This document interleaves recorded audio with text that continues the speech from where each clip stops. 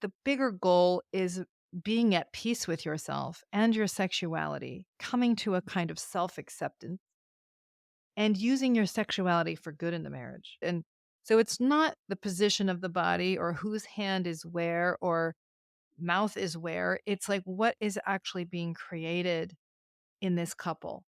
And is this an expansive and loving meaning? Or is this something that is using and taking advantage, whether it's through having sexual behavior or not having it? You're listening to Get Your Marriage On, the fun and spicy podcast bringing you new tools and fresh ideas so that you can be the sexiest couple you know. There's a lot of anxiety in our culture around sexuality in general. And within the topic of understanding one's own sexuality, there's even more cultural anxiety around masturbation. I've personally had lots of questions around masturbation myself, and I'm glad to report that I am not alone. I get many DMs on our Instagram and emails asking sincere questions about this sexual behavior. So I asked Dr. Jennifer Finlayson-Fife, who's one of my favorite marriage and sex experts, to come on the show and to share her insights on this topic. And I learned so much from her. Instead of, is this particular sexual behavior okay? Questions like that, there's a better question to ask instead, which you'll get to hear inside this episode as we unpack this. I also learned the value of self-definition for expanding one's sexual agency, which, in other words, means it's like gaining your own testimony, so to speak, and committing to living your life with honesty and integrity to your highest and best values within you. I want to remind you about my Next Level program that I announced a few episodes ago. We all want to experience more excitement, love, connection, and freedom in our marriages. Next Level is an affordable and effective way for couples or individuals that want to take the information they learn from this podcast, our apps, and so forth, and apply it to taking their sex life, communication, or intimacy to the next level. And this is what one of our current members said about it. It feels like graduate level work for my marriage, and I love it. I've been a longtime podcast listener and have used the apps from Get Your Marriage On for a while, but what Next Level gives me is access to tools to help me apply the things I'm learning. I get to interact with other couples and get access to coaching to help us in our marriage get to the next level. We will open registration after the new year. It's important that you get on the waiting list so that you're the first to know when registration opens. You'll find more information about that on our website. Go to getyourmarriageon.com and click on coaching and then next level. Jennifer, thank you for coming on the Get Your Marriage On podcast today. Thank you. Thanks for having me, Dan. Great. So I want to hear about a time when you felt your values were different than other people around you. My whole life, but Of course. but like sexual values, right? Exactly. Well, there were a lot of those times, but I think that when I started grad school, I had several colleagues and friends who none of whom were Latter-day Saints, which I am. And I was 29 years old and about to get married. And so I was just telling them, because we would speak pretty openly about things, and I was just telling them that John and I were virgins, that we had waited to get married, to have sex until we were married. And they were like, wait, what? Are you kidding me right now? And so I said, no, I'm not kidding. That's just something that we've been deliberate about. And I just explained, for me, like, it's not a rejection of sex. In fact, it's, I think, because we both value it and symbolically really value it. And so we look forward to kind of symbolically a real shift, like that our names will change, that we will move in together, that we'll begin a fully sexual relationship, and that those are signifiers of a meaningful shift in how we're in relationship to each other. So I was just giving my perspective of the deliberateness in it and why it mattered to us. But what was kind of funny is that they were all like, I wish I'd done that. Like, that's so amazing. Of course, it's one thing to say, I wish I'd done it. It's another thing to actually believe that or want to do it that way. But it was a moment of at least sharing how I thought about it differently than other people that I respected. And I understood their different life experiences and choices. But Yeah, that was certainly a moment. That's good. It's really important to stand up for our values, Mhm. especially if when others disagree with us. And that's Yeah. not easy to do. Yeah, at least be honest about why you choose as you do. I think Uh-huh. similar was a moment in my training to become a counselor, similar, maybe a year before this. And we were, as normal, we would talk about cases. We would bring our cases who we were working with. And somebody was working with a religious person who was 21 and was still a virgin and had chosen deliberately to not have sex. So the supervisor said, well, she's clearly sexually repressed. And just making a blanket statement because she doesn't adhere to my liberal sexual values, therefore she's repressed. So, I just stood up for this client and said she wasn't my client, but I just said, Uh-huh. I just don't think that's fair. I mean, she could be repressed. That may be true, Mhm. but it could also be that she has a belief and she's living it deliberately. So it's not necessarily fair to say my values are the right ones. And if someone else doesn't conform to them, they're pathological. Mhm. So a lot of our beliefs, like that woman, that 21-year-old, I don't know her, but she could have made a choice because others told her this is That's what you right. need to do. And we just kind of go along with that. Mhm. And I think there's a component to us where we really want others to tell us what's okay and not okay in our Yes, relationships. definitely. And we desperately want someone like, what does this, what does the scripture say? Or Right. what does my pastor or the prophet say? We want people to tell us what's okay and not okay. Absolutely. And they're when it's not very clear, they kind of start seeking for things probably in the wrong place Yes. or something. Why do we do that? Well, human beings don't really have a choice but to do it. I'm working on a book and I've written a couple chapters on this developmental path that we go Mhm. through in our moral development, our ego development, our sexual development. But when we are young, our first goal, well, maybe the word that would capture that very first stage is that we're impulsive. Mhm. So we are sensation driven, we're egocentric, not that we are bad, right? But that we only know the world through how it impacts us, and we haven't learned yet to inhibit our impulses. Mhm. Some people never grow out of that impulsive stage, right? For Uh-huh. many reasons. But in the inhibit stage, we get socialized, and it's a very, very important stage. That is, we start to learn and take on the mores and ethics of the groups we belong to, and whatever Mhm. religious community that is, whatever society that is, whatever the specifics are of our family, we can't yet think for ourselves. We are thinking by inheriting the organizing beliefs of the people we belong to. And Mhm. so you may think, "Oh, this is my belief," right? And many 21-year-olds may say, "This is my belief," when in fact it's an inherited one, right? Mhm. Because the soonest people can grow into what Robert Keegan calls the self-authoring stage, which comes Mhm. after the social stage, the soonest you can move into that, it would be like late adolescence, early 20s. So, but to go back to this second stage is that you're busy taking on what other people think, and you're busy trying to belong to others and to keep others happy with you. And again, most people don't grow out of that stage. Mhm. Most of us have inherited ideas, but we haven't moved into a position of thinking critically about those ideas and determining if they are our values or just our Mhm. inherited ones. Because we like approval so much, or we're afraid to think for ourselves, or we're afraid of the invalidation that may happen, that we often conform more than self define. Gotcha. And so, I did dissertation research on women's sexual agency, looking at Latter day Saint women and who in the group that I did long interviews with, who were the women who had high levels of agency in marriage. That is, that they belonged to their sense of self, to their sexuality, that they transitioned happily into a sexually intimate partnership.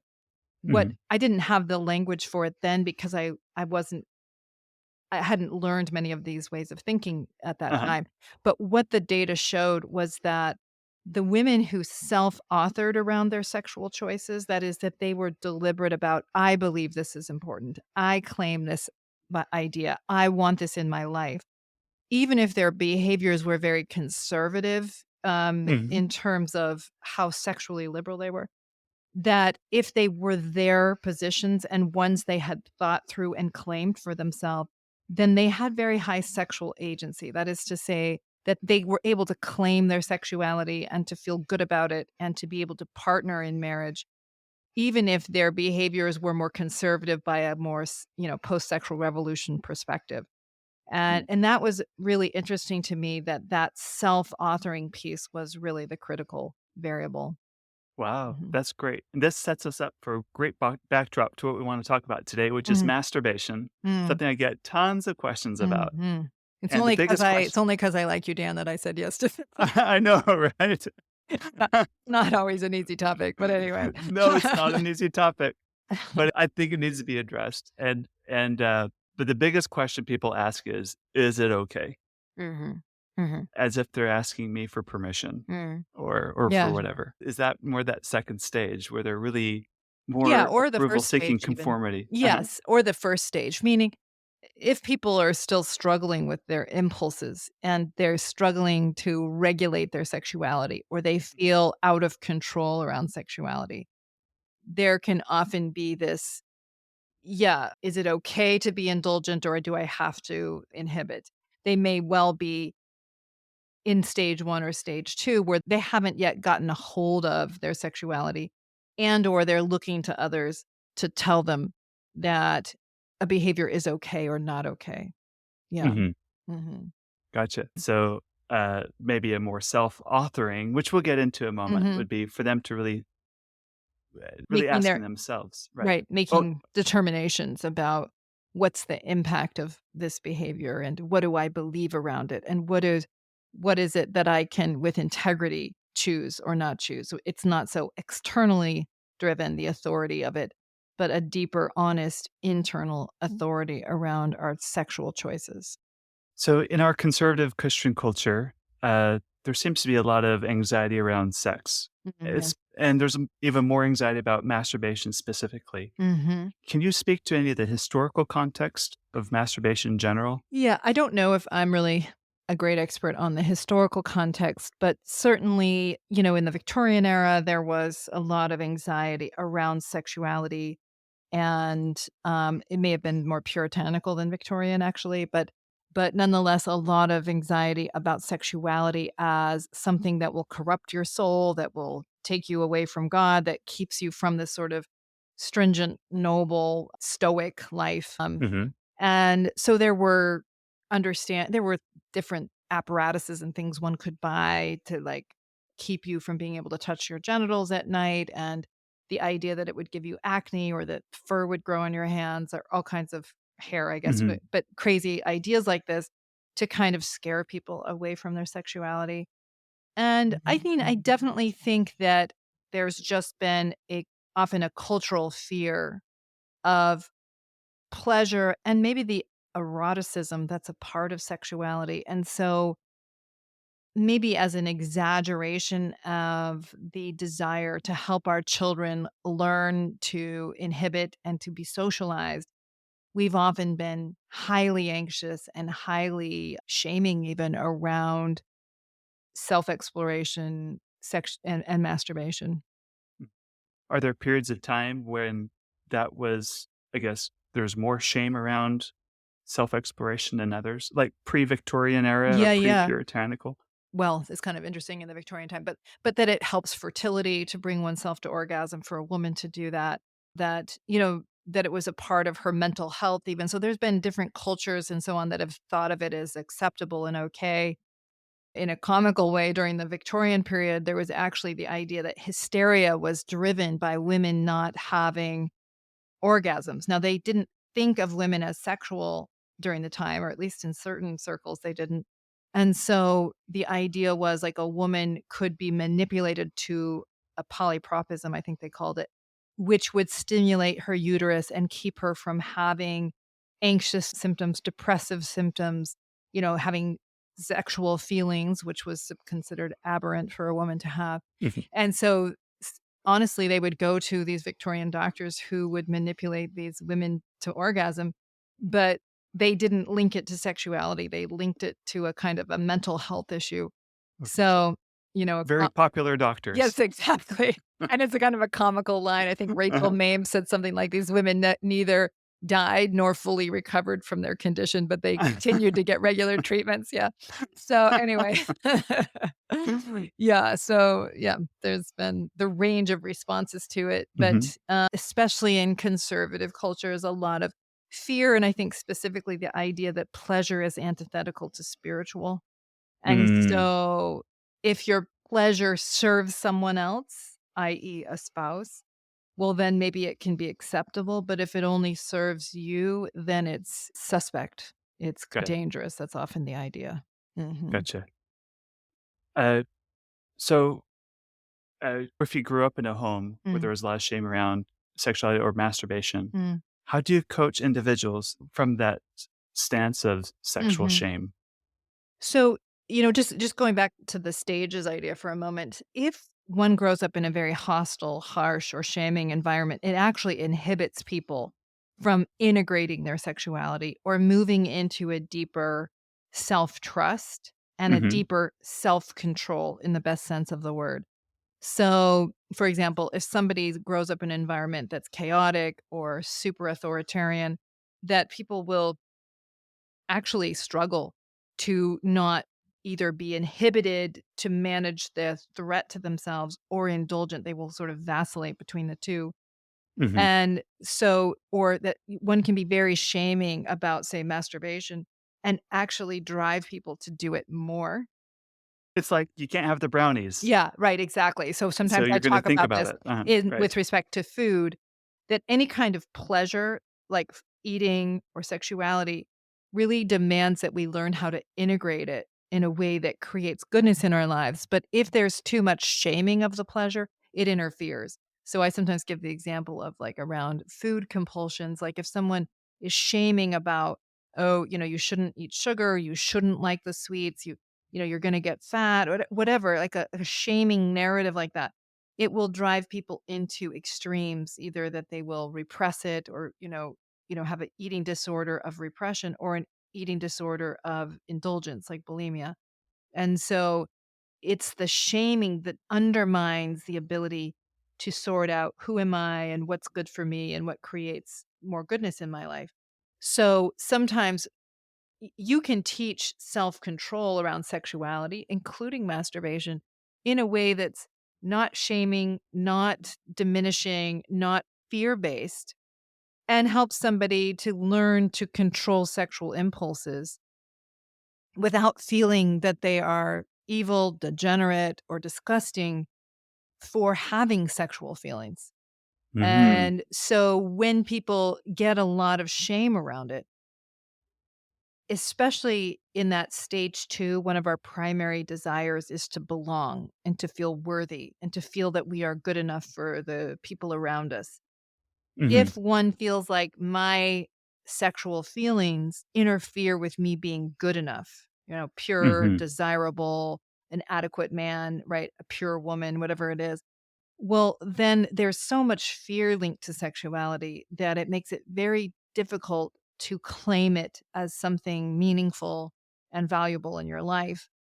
So, if someone is struggling with sexuality because they've just been given so much fear around it, my general response is to help them start to at least reflect on the ideas that they have about their sexuality and what it is that they are so afraid of. What Mhm. is it that they reject about their sexuality? What scares them about it? Who have they been around their sexuality? Right. And to better understand where they've learned perhaps to be afraid of it or how they've struggled to regulate themselves around it. And I try to help them to move from an external idea of I shouldn't, I can't, I'm bad, this sort of external idea, to move to a deeper self definition. What do you desire? I had a client, for example, who was just compulsively looking at porn all the Mhm. time because he was always in this struggle. He would sort of white knuckle it for months and then he'd go into these sort of indulgent 4 hour a day type things. And Mhm. it was always in this, I'm being a good boy, and then screw it, I'm gonna do what I want, but it was all external, and he had gone to program after program, but it was all kind of in this external idea. And so Mhm. my work with him was to help him start to claim his life. Like, what did he really want his legacy to be sexually? Who did he want to be in the world? What is a position or set of choices around porn that he could live with and feel at peace with? And trying to get him to take himself more seriously Mhm. and to live more in line with his own honest positions and view, and just to help him become more self-conscious or self-aware of the fact that he was turning this over to others and then rebelling against it rather Mhm. than owning the life and authoring the life that he was living. And it was Mhm. surprising, as is often the case, is when people make that shift, they no longer have to comply or rebel. They start Mhm. to take themselves more seriously, and actually it becomes easier to control their choices because they're trying to live up to their higher selves, to the person they desire to be, to the person they respect. Mhm. Gotcha. So it's more value driven, like Yes, internal values. yes, My values and are driving my self-definitional. life. Yes. Right. Good, Mhm. good. Are there some cases where you've seen where people use masturbation as a way to strengthen their relationship with their spouse or using it for good? Because I think a Mhm. worthy goal is using our sexuality for goodness. Yeah, so it's an interesting way to say it, and it's not quite the way I'd say it, but what I would say is that I think what can be a problematic idea is just the idea that to touch our own genitals is inherently a problem, or to give ourselves pleasure is inherently a problem. I just Mhm. don't see it as that simple. Mhm. Um, and there are people that have taken that very behavioral idea around sexuality and then said, "Well, you have to touch me because I'm not allowed to, and how else am I gonna fulfill my needs?" Right? So that Mhm. is that they can actually do something that's really quite indecent in the name of trying to be good. Does that make sense? So, like, Yes. you have to Yeah. touch me because what else am I gonna do? And Mhm. even though I know you hate to be here, well, this is what we have to do because it's somehow wrong for me to touch myself. And Mhm.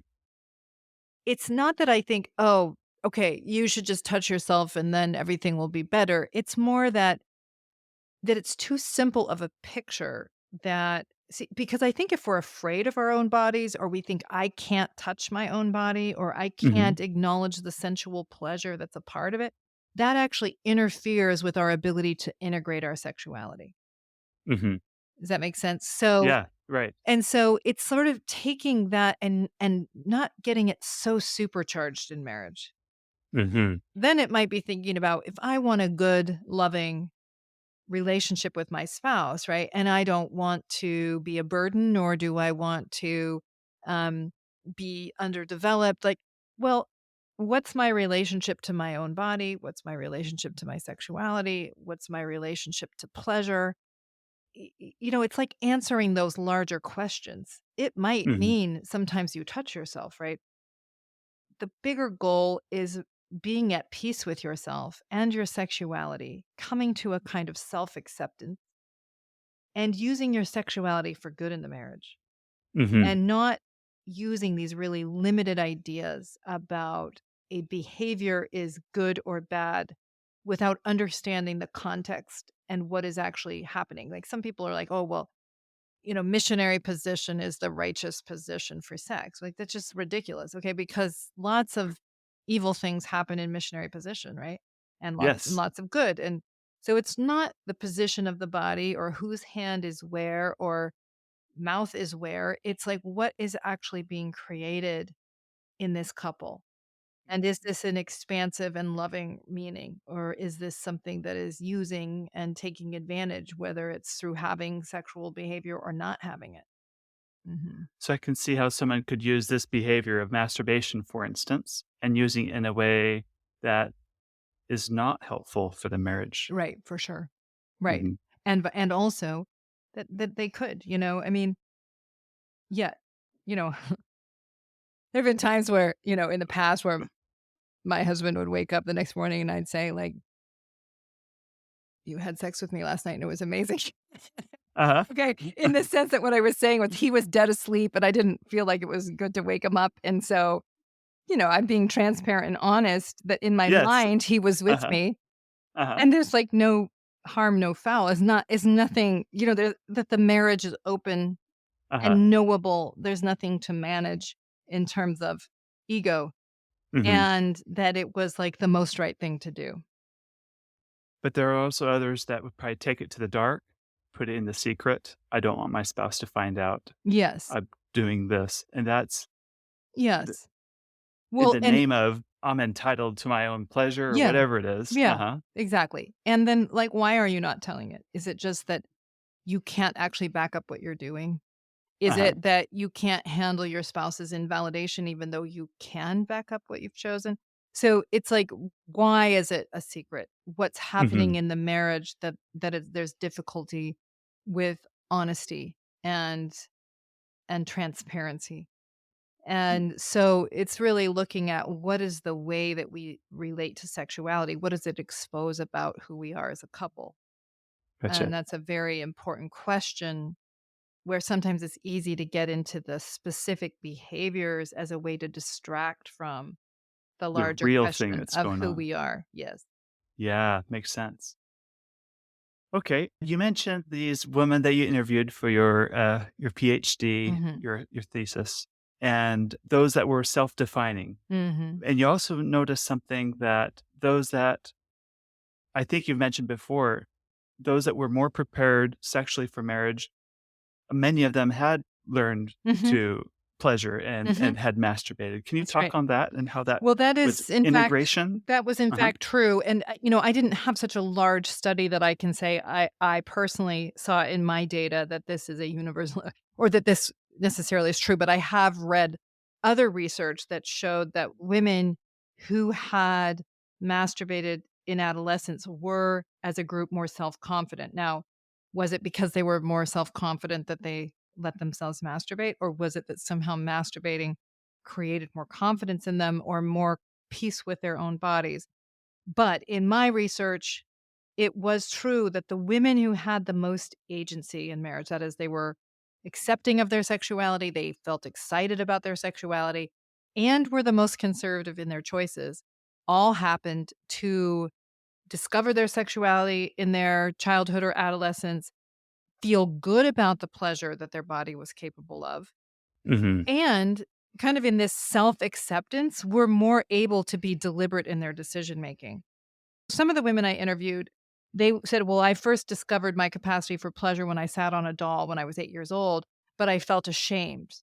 Right? And I Mhm. thought what I had done was dirty. And they struggled more because it was just the whole thing of sexuality was a problem. The women who saw it as an exciting and a good thing, like, they actually saw it as something to look forward to and something to kind of safeguard, but not because it was bad, but because it was a great thing. It was something they were happy about.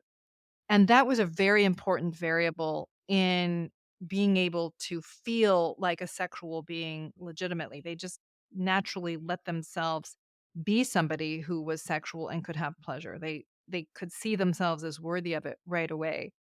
I think that's really critical, is this, that I am deserving of pleasure, right? But I think it's also that they understood on some level prior to marriage what they were going for. Like, it wasn't like, okay, my spouse needs to bring me this experience and he's supposed to be the one that makes my sexuality legitimate. That was a burden that other women who had had low agency in marriage, they did have that belief, and it didn't go well. They weren't able to step readily into their sexuality. They felt broken. They felt on stage. They know their spouse was failing miserably at this because he had a job that wasn't really his job. Oh, right. Mhm, Uh-huh. yeah. And so it was much more difficult often for women who saw it as something that they couldn't legitimately own in themselves until a man made it legitimate. Right. Yeah, it's Mhm. great, great. Mhm. Speaking of legitimate and making it legitimate, I do hear this time to time from people. They're in a marriage where, for whatever reason, they do want to masturbate. Mhm. For various reasons. It could be because sexual frequency is really low. Mhm. They're a sexual being and they're Mhm. being celibate against their will, Mhm. Yeah. whatever, right? Yep. And so they do feel this like desire for release or whatever it might be, Yeah. yet their spouse feels very strongly against it, like Mhm. this is, infidelity. It's Mhm. back to that frame you Yes. put earlier. Yeah. Like, how do you counsel couples in those situations? Well, what I would say is, okay, your spouse is saying, "I can't validate you doing it," right?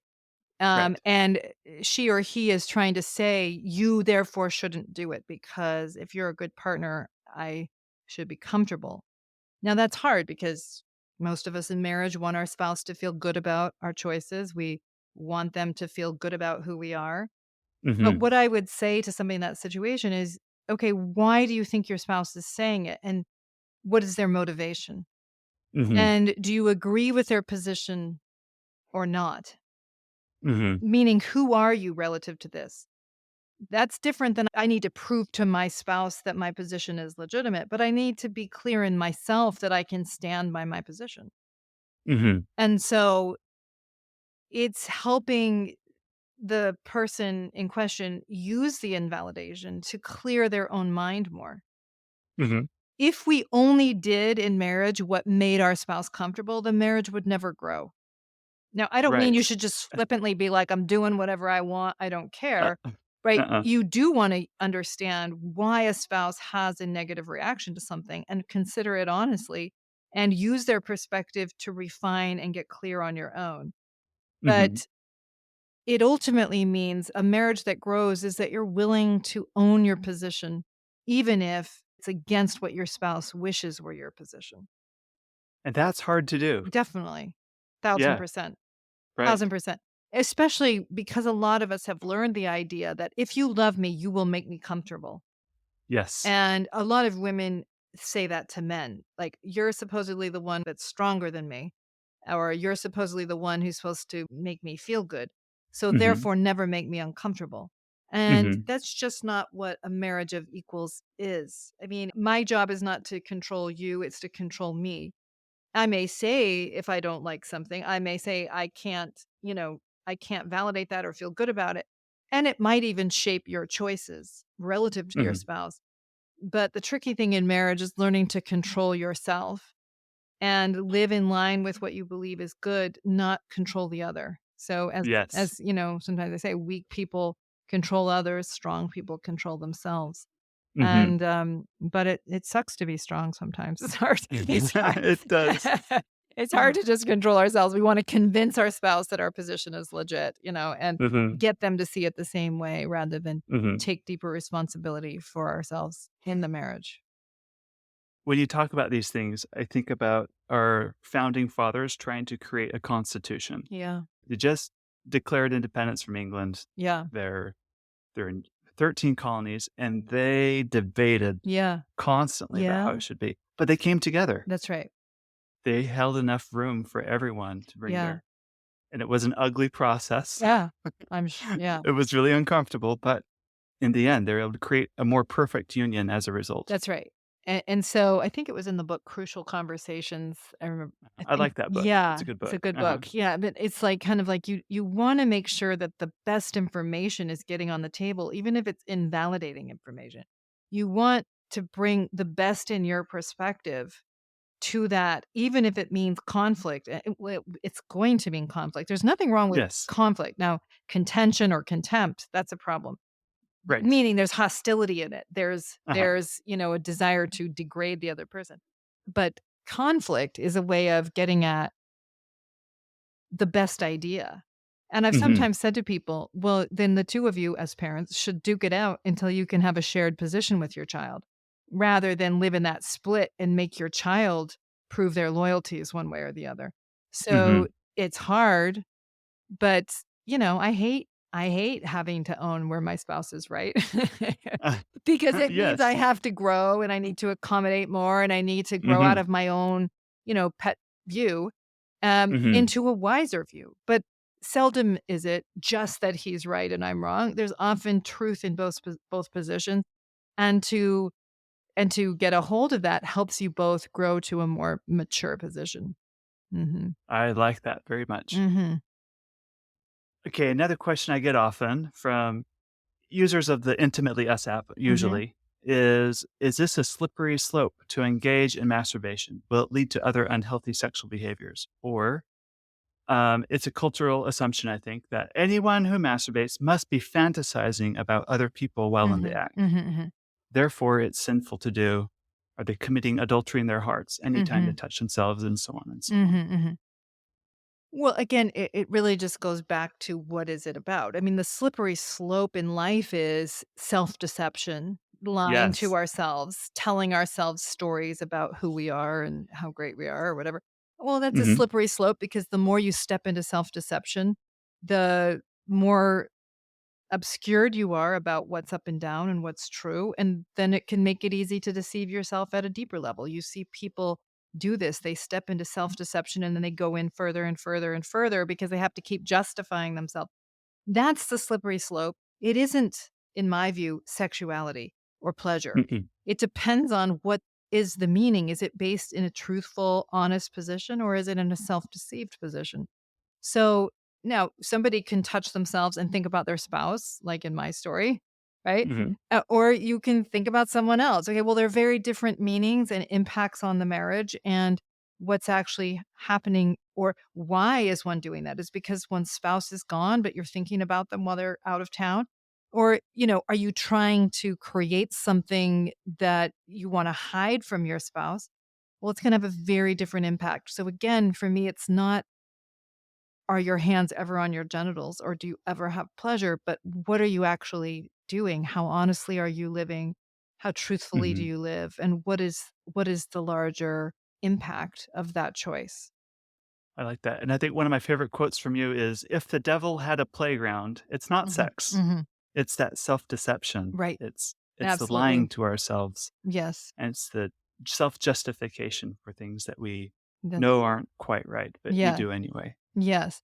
And sex is supercharged in that it's Uh-huh. very connected to our core selves. Mhm. It's the thing that's probably hardest to integrate because it's a weird part of being human. Mhm. It's easy to not want to share ourselves in this way, but to judge our spouse, because of our anxieties. So it is, in fact, a more difficult area to make good decisions and live with deep integrity. But Mhm. it's not the sexuality per se. It's, again, it's the difficulty with staying honest with ourselves around our humanity and around our relationships with one another, but honesty always leads the way around this, and living truthfully around your sexuality, with yourself at least, will help you not move into destructive behaviors. Okay, great. Mm. Alright, Jennifer, I've always wanted to ask you this next question. Uh-oh. So let's say you're someone that's really worked through this, they're self-defining, they're living with more integrity in relationship to their sexuality, and they're ready to take their sex life to the next level. What would be your 1 or 2 black belt Hmm. sex tips to take their sex life to the next level? Oh, maybe exposing to your spouse something about your erotic mind that you've maybe been afraid to talk to them about because Mhm. you feel bashful or, or tell them something that you would like to do that you've been afraid of the invalidation. It Mhm. doesn't mean that your spouse will be like, "Fantastic." I mean, they may be like, Uh-huh. "Fantastic." Okay. Well, there's a reason why you're not doing it now. Right, So there's exactly, probably exactly. It's like Uh-huh. some of the difficulty with intimacy. It's some of the Yes. difficulty with keeping the marriage knowable and honest. But Mhm. it it does 2 things. It brings the best sexual relationships, in my opinion, are able to hold the 2 things that human beings want. We want safety or security, we wanna belong, and we Mhm. want novelty and freedom. And a lot of marriages are in one direction or the other. That is that Mhm. it's all about safety and there's no freedom or novelty. The sex is boring. It's like it's Tuesday, it's always the same position, right? Or it errs too much in the area of freedom, like the shackles of this marriage are destroying my sexual energy, and so they actually, like, destroy the foundation of the marriage in the attempt to have novelty. And so in the best marriages, there's this ability to find this, like, I'm committed, but we will bring novelty about who we are. We'll keep growing as a partnership, right? That we value this partnership enough to keep it full of life and truth and newness. Now, not in a way that undermines the couple, but just even to know aspects of yourself that you didn't let yourself know before, or you hadn't yet developed, or you hadn't shared with your spouse. It's I excellent. tell this story sometimes, but because it was just so that my husband and I were separated for 3 weeks because of travel schedules. Hmm. But, I just decided, a couple weeks in, he called me and he just was really emotionally intimate. He just said some things to me about how grateful he was for the marriage and how much he loved me. And John's a quiet guy, so it wasn't like usual to hear kind of that level. Hmm. It was And it meaningful. was very meaningful. It was very Hmm. intimate. Um, Hmm. he was somewhat sexual in the way he was talking to me too. And so that night I just thought, I'm just going to send him a picture of myself. Now, that was scary for me to do because I'd never done it before. I wasn't Hmm. certain that he was going to think that was a good idea. I was also, it was like seeing myself in a different way or Hmm. being with him in a different way. Okay, well, the short story of this longer thing of another week of amazingness Uh-huh. before he came home was that it just, like, opened up a whole different realm between us of seeing myself, experiencing myself with him in a different way, experiencing him in a different way. This was all remote, but, he's writing erotic poetry to me. There's, like, this whole supercharged experience, but why it was supercharged is because we were stepping into a new way of being together.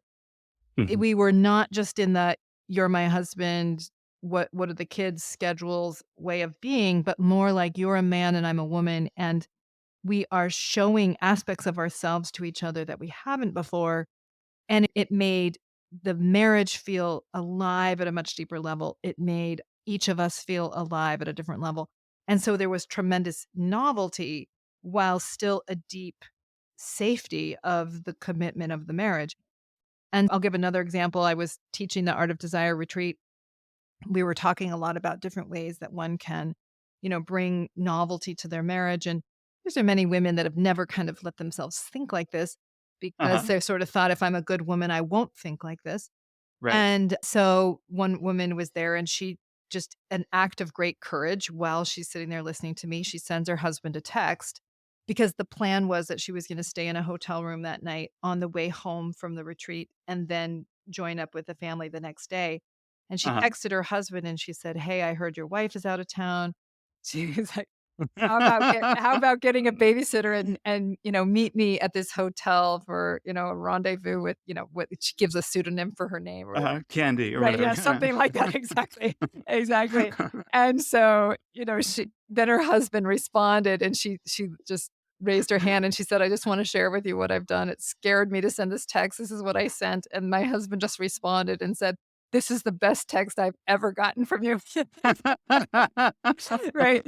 So, but it's just super fun because here she's I mean, here they are together, but they're playing and Uh-huh. expanding the eroticism and the aliveness Hmm. and the play between them. So I think a Hmm. lot of times we're afraid of this playfulness and sexuality because, like, well, wait, does that mean I want to have an affair? Or am I tempting my husband into the idea of an affair if I do this?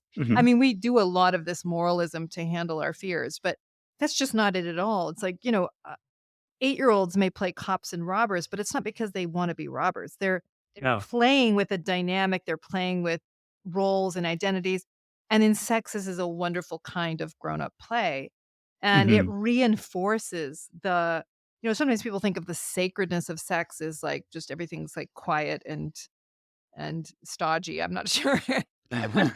It's sort of somehow, like, Uh-huh. boring is makes it spiritual, Right. rather than the sacredness of, me at this deep level, that we can enjoy and accept ourselves in this way with one another, n Mhm. value each other in this deep way. I mean, I think in this story that I told about me and John was there was this, like, deep, deep valuing that was highly sexual, but it was a deep form of choosing, so it was interesting in how it was both felt so alive and so secure at the same time, Mhm. and it's just like a beautiful place to create as a couple. 'Cause I think a lot of couples think it's a trade-off. Yes, I get either the security or I get the novelty, that's and right. I see it in relationships where one spouse is more the Yep, security-driven person, the that's right, novelty-driven person. that's right. Exactly, and when people just resent those differences, it Right. creates a stalemate. But if Mhm. you can say, "Look, where can I lean in the direction of my spouse? Like, what is it that they want? I don't have to give up all my security needs, but I also value that they want for our marriage to be alive." And so Mhm. it is, how can we grow together? How can we do something that maybe is outside of my comfort zone, but it's not going to undermine us? I think that's just really critical to a thriving marriage. Great. And what's the response from the novelty speaking spouse Hmm. in that same What would be situation? their response if they have well, I think it would be to think about, is my spouse's fear legitimate? I'm working with a couple where I think she fears that if he really had his way, he might leave the marriage, or he might want so much novelty that it would destroy them. So I think she really kind of can track that, and so is in this really conservative response to it, Mhm. because it's not just her fear of sexuality, it's that she's kind of afraid of, is he really committed? So is that reaction to something that's really about a question of the true safety? Or is it just, I don't want to be uncomfortable?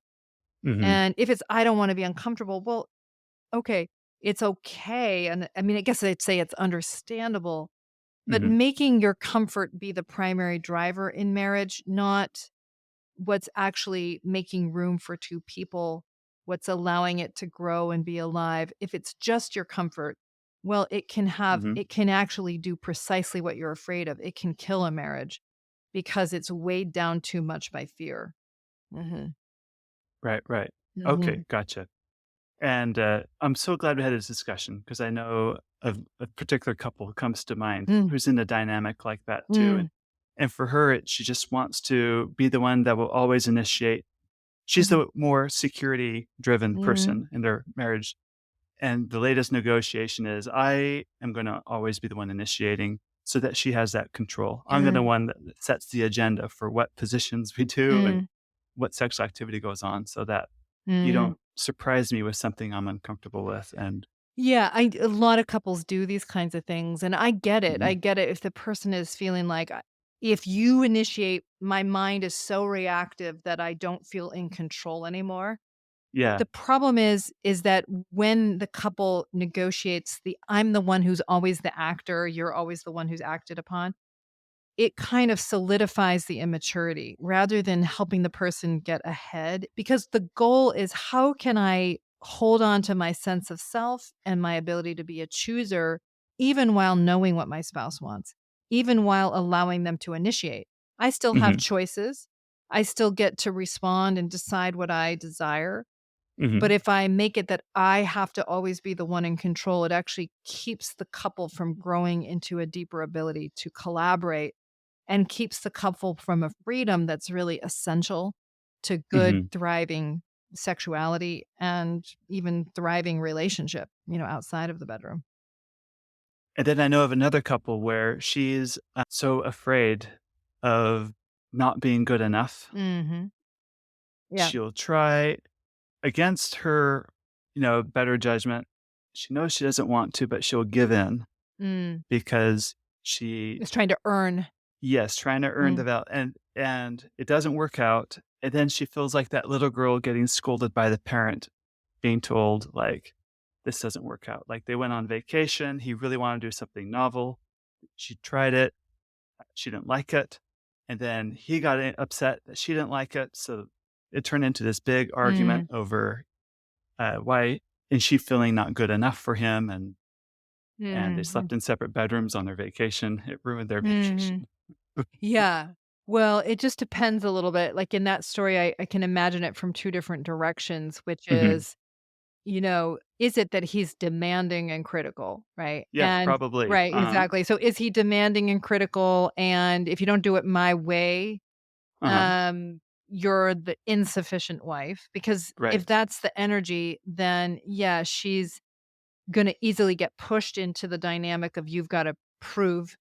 I worked with a couple where he's like, "My love language is you wearing sexy clothes when we go," and I'm like, "That's not a love Huh? language." No. You know, he would just kinda come in with these high demands, and then she would Uh-huh, be trying to keep him happy with her, but he would never was, because it mhm, was, like, the wrong question. It's like she wasn't gonna supply him feeling good about her and good about him? Or is it somebody who's like, "Look, I need you to be happy with me as I am, and if you're not, then I feel terrible."